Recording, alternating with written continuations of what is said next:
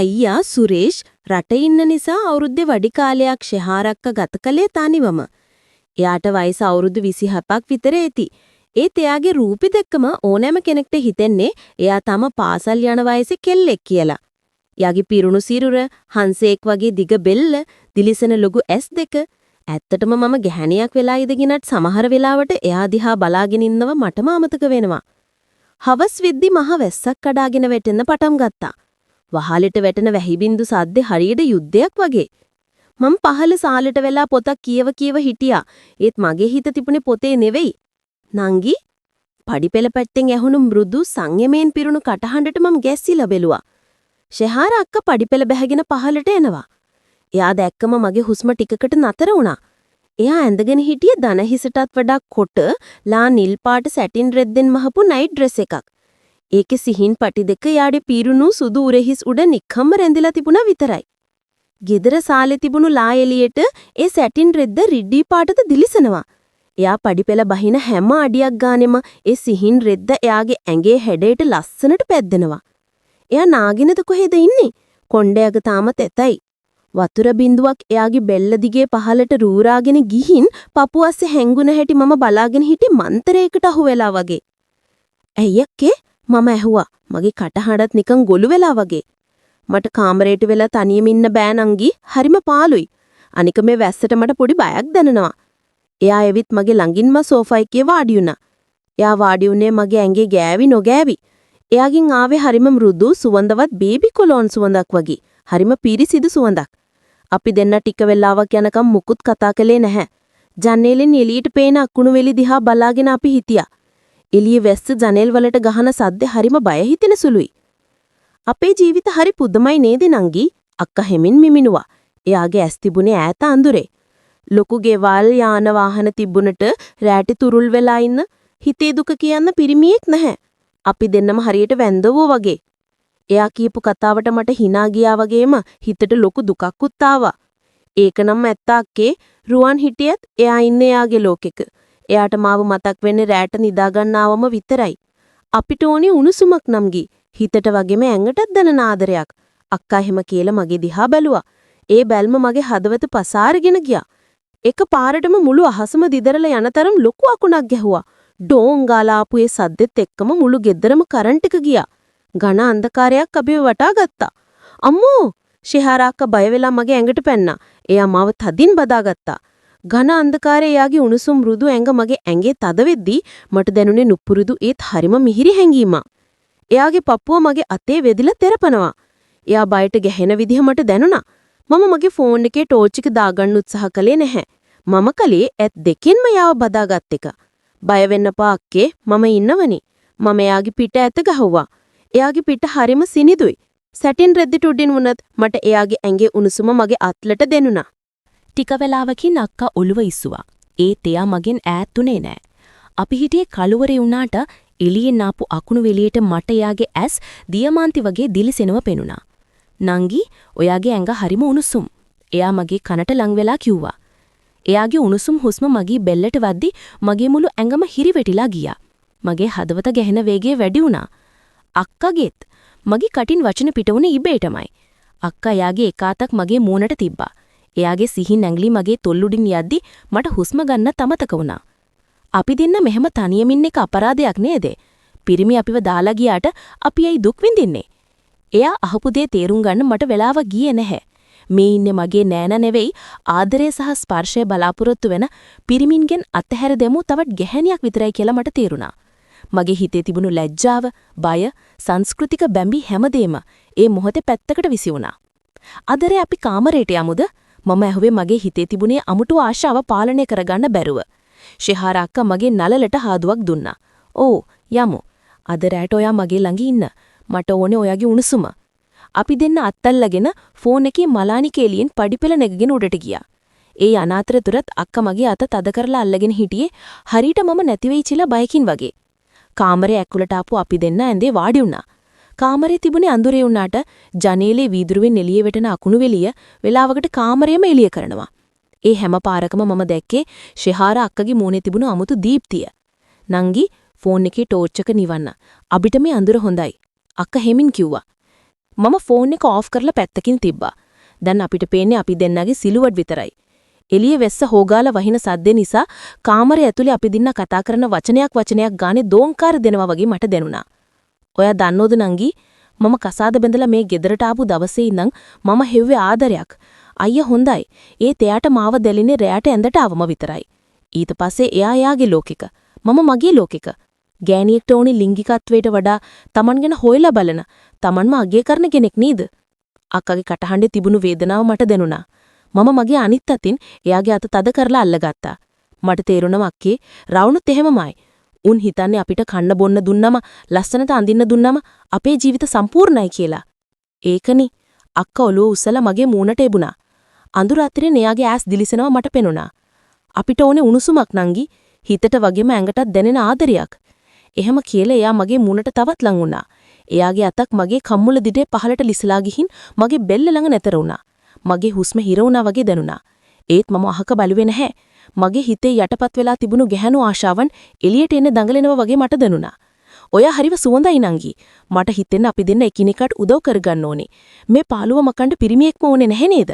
ඒ ප්‍රශ්නෙට මගින් උත්තරයක් ලැබෙනකම් එයා බලන් හිටියේ නෑ. එයාගේ මෘදු තුල් මගේ නළලට තද වුණා. ඊට පස්සේ හෙමින් මගේ කම්මුලට. මම ඇස් පියාගත්තා. මගේ මුළු ඇඟම වෙවුලනවා වගේ. මේ මගේ නෑනා නේද කියන සිතුවිලි මගේ ඔළුවට ආවත් එයාගේ ස්පර්ශයෙන් ලැබුණු සැනසීම ඊට වඩා ලොකු වුණා. අපි දෙන්න හෙමින් ඇඳේ දිගා වුණා. එයාගේ සැටන් නයිට් ඩ්‍රෙස් එකේ ලිස්සන ගතියත් මගේ ඇඟේ උණුසුමත් එකට එක්කුණා. එයා මාව තදින් බදාගත්තා. මමත් මගේ අත් දෙක එයාගේ ඉනවට යවුවා. එයාගේ ඇඟ මල් පෙත්තක් වගේ මෘදුයි. එළිය අකුණු ගහද්දී අපි තවත් තදින් බදාගත්තා. ඒ විලාවේ අපේ හිතවල තිබුණේ රාගයට වඩා ලොකු බැඳීමක්. කාත් කවුරුත් නැති ලෝකෙක තනිවුණු ගැහැණු දෙන්නෙක් එකිනෙකාගේ හුස්ම පොදින් ජීවත් වෙනවා වගේ හැඟීමක්. ශිහාර අක්කාගේ අත් මගේ පිටපුරා යන විදිහ, එයාගේ හුස්ම මගේ බෙල්ලට වැටෙන විදිහ මාව වෙනම ලෝකයකට අරගෙන ගියා. පිරිමියෙක්ගෙන් කවදාවත් නොලබුණු සියුම් ඉවසිලිවන්ත ආදරයක් මම එයාගෙන් වින්දා. පය ගාණක් ගෙවිලා ගියා. වැස්ස ටික අඩු වුණා. අපි දෙන්න එකම පොරවනේ යට එකිනෙකාගේ තුරුලේ ගුලි වෙලා හිටියා. හෙට උදේට මම ඇහුවේ හිතේ පොඩි බයකින්. අක්කා මගේ නිකටෙන් වල්ලලා මගේ මූණ එයාගේ පැත්තට හරවා ගත්තා. හෙට ගැන හෙට හිතමු. අද රෑ අපි අපේ. පහුවදා උදේ ඉරේලියේ කාමරයට වැටෙද්දි මම ඇහැරුණා.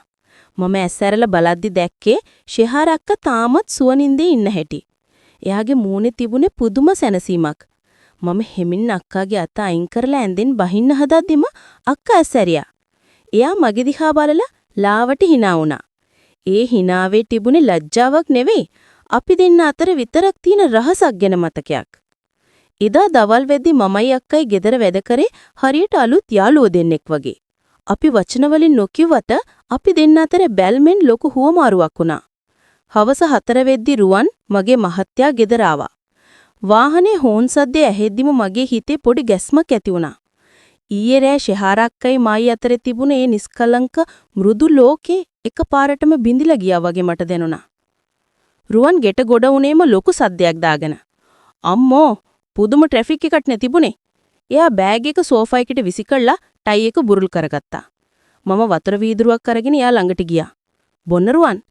රුවන් එක හුස්මට වතුර වීදුරුව බීගෙන ගියා. එයා මගේ දිහා බැලුවේ සාමාන්‍ය විදිහට. එයාට තේරුන්නේ මගේ ඇස්වල තිබුණ වෙනස.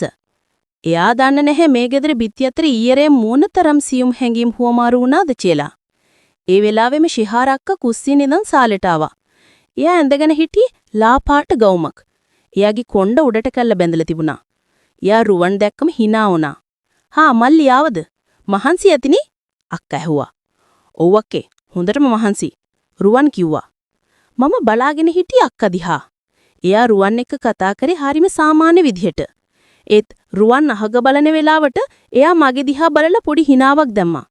ඒ හිනාවේ තිබුණේ අපි දෙන්නගේ රහස තාමත් එහෙමමයි කියන පණිවිඩයක්. රෑ කෑම වෙලාව හරිම අමුතු විදියට ගෙවිලා ගියේ. රුවන් දිගටම කියුවේ එයාගේ බිස්නස් වැඩ ගැන. එයාට ඕන උනේ එයාගේ දවස ගැන විස්තර කියන්න. මමයි අක්කයි දෙන්නම ඔව් කිය අහගෙන හිටියා. අපි කෑම මේසෙ වාඩි වෙලා ඉද්දි මම දැක්ක අක්කා වතුර ජොග් එක මගේ පැත්තට පාස් කරනවා. මම ඒක ගන්න අත දික් කළා. අපේ අත් එකිනෙක ගැටුණා. ඒ පොඩි ස්පර්ශයත් මාව ගැස්සුවා. අක්කා යාගේ ඇඟිලි වලින් මගේ අත යන්තම් තද කළා. ඒ තත්පරයට මගේ මුළු ඇඟම රත් වෙලා ගියා. රුවන් මේසේ අනිත් පෙක්කේ ඉඳගෙන බත් කන ගමන් මොනවා හරි කියවනවා. එයාට මේසේ යටින් සිද්ධ වෙන මේ සියුම් ගනුදෙනුව ගැන කිසිම වැටහීමක් නැහැ. මට දැනුනේ අපි ලොකු වරදක් කරනවා වගේ නෙවෙයි. අපි රුවන් නොදන්න වෙනම භාෂාවකින් කතා කරනවා වගේ. කාලා ඉවර වෙලා රුවන් කාමරයට ගියා. මම ඉක්මනට නිදා ගන්නවා. හෙට උදේම යන්න තියෙනවා. එයා කිව්වා. මම කුස්සියට ගියේ පිගන් ටික හොදන්න. විනාඩි 5කට පස්සේ මට දැනුණා කවුරු හරි කුස්සියට එනවා. මම හැරිලා බැලුවා. ෂෙහරට්ටා. එයා දොර ළඟට ඇවිත් බිත්තියට හේතු වුණා. එයාගේ මූණේ තිබුණේ අහිංසක, ඒ වගේම දඟකාර හිනාවක්. රුවන් නිදිද? එයා හෙමින් ඇහුවා. ඔව් අක්කේ, මහන්සිලු මම කිව්වා. අක්ක මගේ ළඟටම ආවා.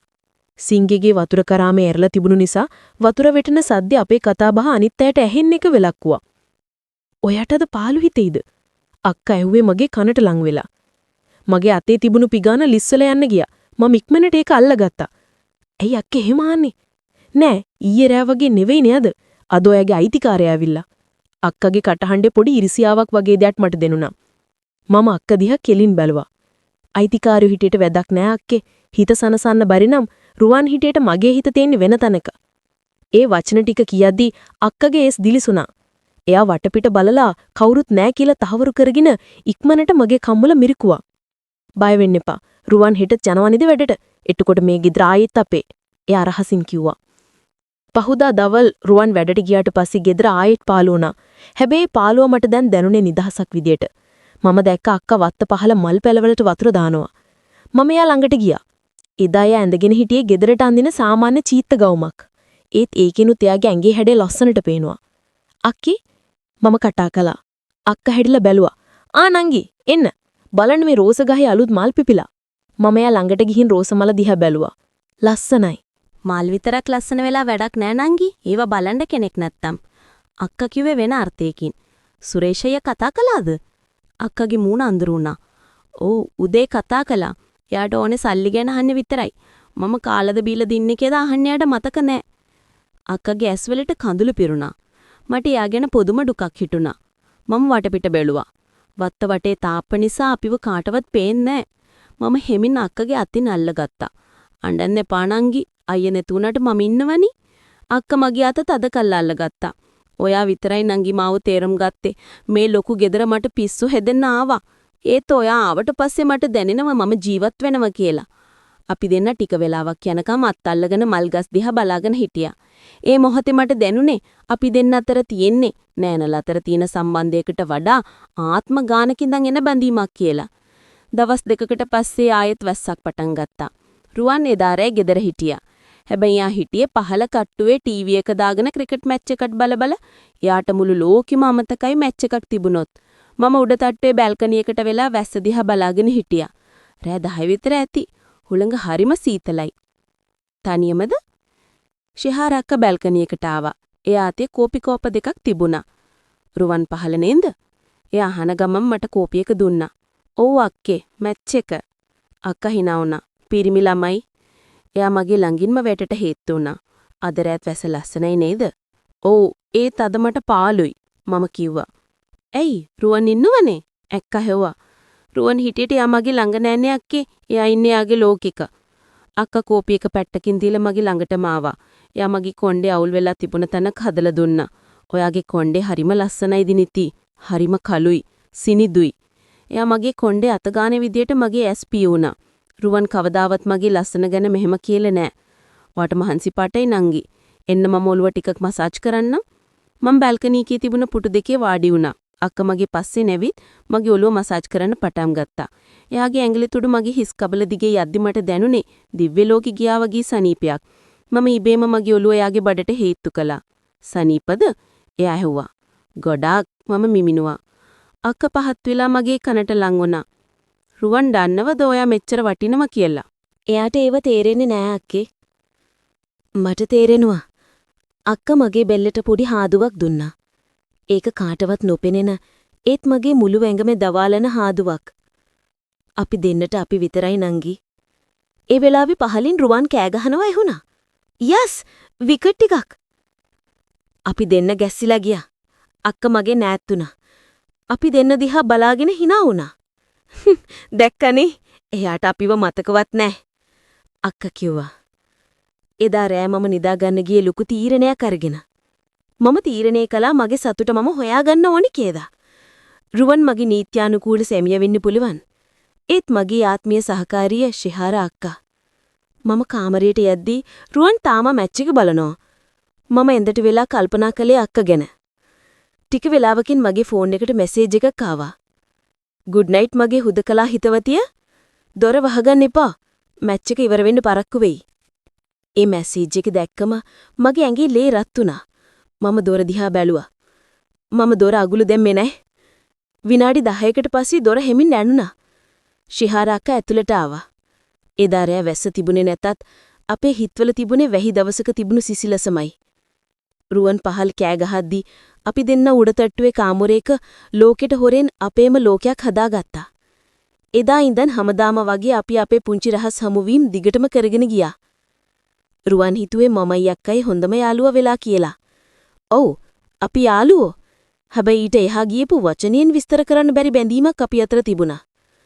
සමහර දවස්වලට රැට වැස්ස වහිනකොට අපි දෙන්න බැල්කනි එකට වෙලා එකම කෝප්පින් කෝපි බොනවා.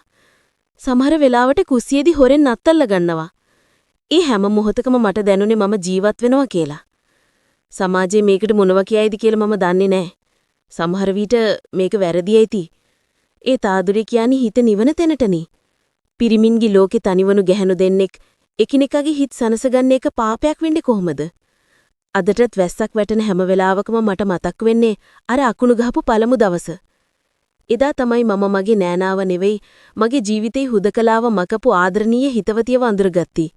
ඒ වැහි අඳුර මගේ ජීවිතයට ගෙනාවේ ආලෝකයක්.